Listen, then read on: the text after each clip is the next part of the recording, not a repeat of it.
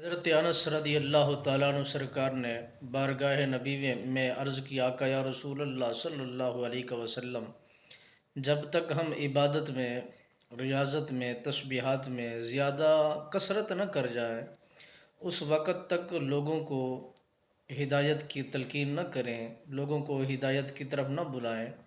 میرے آقا نامدار صلی اللہ علیہ وسلم سرکار نے فرمایا، جب تک تم عبادت کرتے رہو گے، لوگوں کو دعوت بھی دیتے رہو گے، اگر تم عبادت کے اندر کثرت کر جاؤ گے، ریاضت کے اندر تمہیں کثرت ہو جائے گی، تو مالک بے نیاز اس عبادت و ریاضت کی وجہ سے راستے آسان فرما دے گا، اور پھر میرے آقا نامدار صلی اللہ علیہ وسلم سرکار نے فرمایا، تمہارے لیے آسانیاں پیدا کر دوں گا۔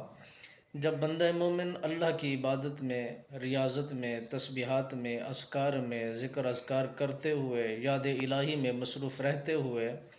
اللہ کو راضی کرنے میں جتنا وقت وہ زیادہ لگاتا جاتا ہے، تو مالک بے نیاز اس کے لیے آسانیاں پیدا کر دیتا ہے، رحمت کے دروازے کھول دیتا ہے۔ وہ بندہ مومن اللہ کی بارگاہ بے کس پناہ کے اندر دعا گو ہوتا ہے، تو خالق و مالک ارض و سما اس کی دعاؤں کو شرف قبولیت عطا فرماتا ہے، تب جا کے اس کی منزل، اس کا مقصد اور اس کی تمام آرزوئیں پوری ہو جاتی ہیں۔ جب بندہ مومن ارادہ کر دیتا ہے، تو مالک بے نیاز اس کے لیے آسانیاں بھی پیدا کر دیتا ہے اور اس کے لیے راستے بھی بنا دیتا ہے۔ مالک بے نیاز اس کے لیے بہت ساری آسانیوں کا انتخاب بھی کر دیتا ہے، نہ چاہتے ہوئے بھی انسان پھر وہ منزلیں پا جاتا ہے اور اس کے مقاصد حل ہو جاتے ہیں، جس کی اسے خبر تک نہیں ہوتی،